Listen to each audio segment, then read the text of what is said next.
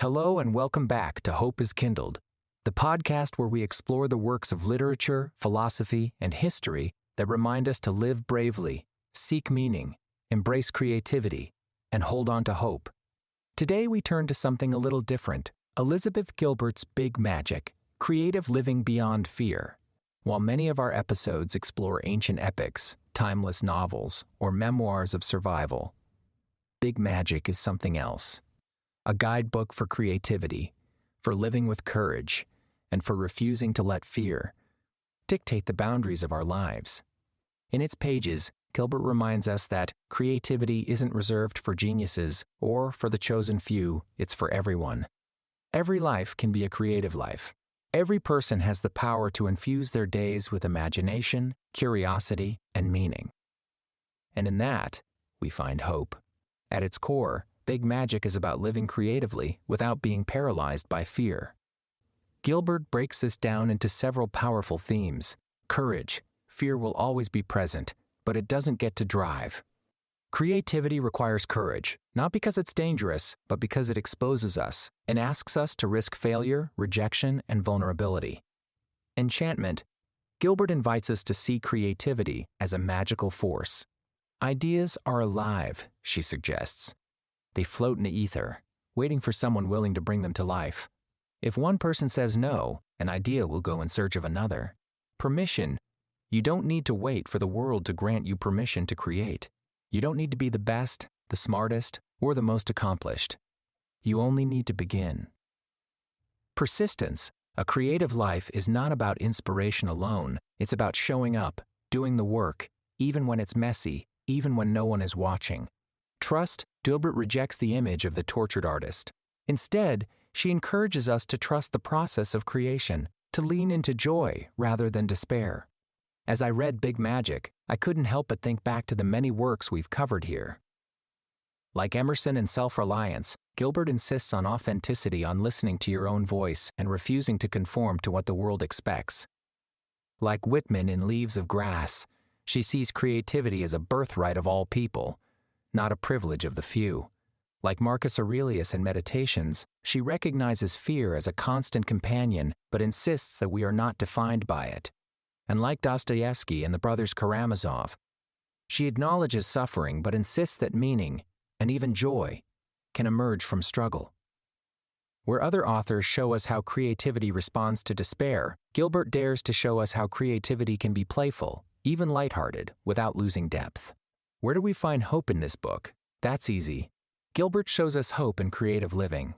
Hope comes from the simple act of saying yes to life, from refusing to let fear silence us, from allowing curiosity to guide us even in small ways, planting a garden, writing a poem, sketching a picture, or cooking a new meal. Hope comes from recognizing that creativity doesn't have to be perfect to matter. Gilbert writes, "Done is better than good." In that, we find the courage to try, to fail, to try again. Creativity becomes a dialogue with life itself, a declaration that we are more than our fears. For young readers, Big Magic offers a necessary antidote to the perfectionism and fear that so often strangle creativity before it even begins. Gilbert says clearly, you do not need permission to live a creative life. You don't need to be a prodigy. You don't need to make money from it. You only need to begin. This is an act of liberation and of hope. Elizabeth Gilbert's Big Magic may not be an ancient classic, but it speaks to one of the most ancient truths, that human beings are makers, dreamers, storytellers. We were never meant only to endure life, we were meant to shape it, to bring something into being that did not exist before.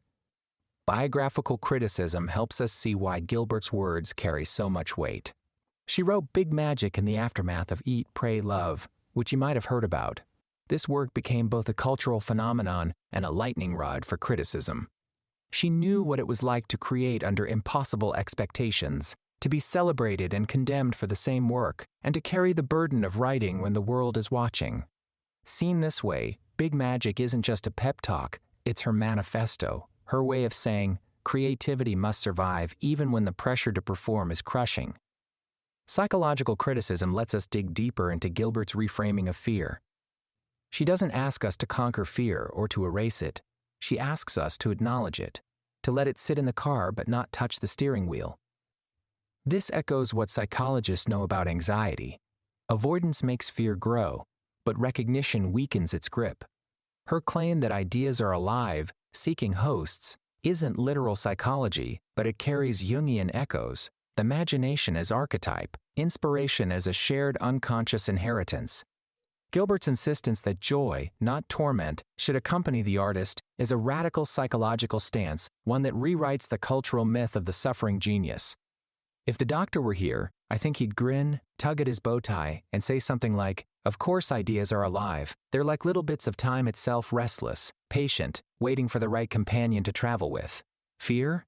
Oh, fear's always there, but it's rubbish at piloting. Let it sit in the corner if it must, but don't hand it the controls." For the doctor, Gilbert's reminder is almost autobiographical. To improvise, to take risks, to trust imagination in the face of impossible odds. And Gandhi, who saw life itself as a great act of truth-telling, might have heard Gilbert's words as a call to courage. Fear diminishes the soul, he might say. But creativity, when lived with honesty and service, enlarges it. To create without fear is to walk in satyagraha of the spirit, to resist despair, and instead offer others a light to follow. When we look back across the other voices we studied together, it becomes clear that Gilbert's words are not an outlier, but a necessary addition to a chorus that has been calling us forward all along. Marcus Aurelius, writing in his tent on the Danube, reminded us to guard the inner citadel, to live with patience, virtue, and composure, even in chaos. The Four Agreements urged us to practice freedom in the everyday, to speak truth, not take offense too quickly, not assume the worst, and to give our best without perfectionism crushing us. Gandhi taught us that even empires could fall before the gentle persistence of nonviolence, and Crazy Horse showed that quiet, unyielding resistance strength without spectacle could carry a people's dignity beyond their enemy's grasp. Gilbert belongs in that company because she speaks to the inner frontier, the battle not of politics or armies, but of imagination and courage. She tells us that fear will always knock, but it does not need to lead. She insists that creativity is not only for the few, but for all who are willing to say yes to curiosity. Where Aurelius strengthens the soul, Gandhi enlarges the conscience, and Crazy Horse protects the dignity of his people, Gilbert hands us the permission slip to try to make something beautiful, even when no one is watching. Together, they form a kind of core group, different eras, different voices, but bound by the same theme, that hope is not abstract. Hope is action. Hope is a discipline. Hope is picking up the pen, the brush, the tool, the story, and daring to create something better in defiance of fear. For me, that practice has taken the shape of projects like Fight the Panda Syndicate and Revenge of the Panda Syndicate. Those films were wild, stressful, exhilarating undertakings. They cost me time, energy, and in many ways, peace of mind. There were failures, mistakes, and moments where I questioned not just the work, but myself. And yet, those projects were my attempt to live creatively and authentically. Gilbert warns us not to become fixated, not to let fear or obsession drive us. And I'll admit, there were times when I had to step back and ask, was I pursuing creativity, or was I chasing perfection at the expense of myself and those around me? But even with the stress and the strain, there was something about the act of making, of daring to bring something into the world that mattered deeply to me. I've learned over time that creativity isn't limited to a feature film or a book project. It's also in the writing of letters for work, in the words we craft to bring clarity or comfort, in the small acts of shaping language, story, or art that push back against silence. Big Magic reminded me of something I already knew but needed to hear again, that I have always loved the creative process itself.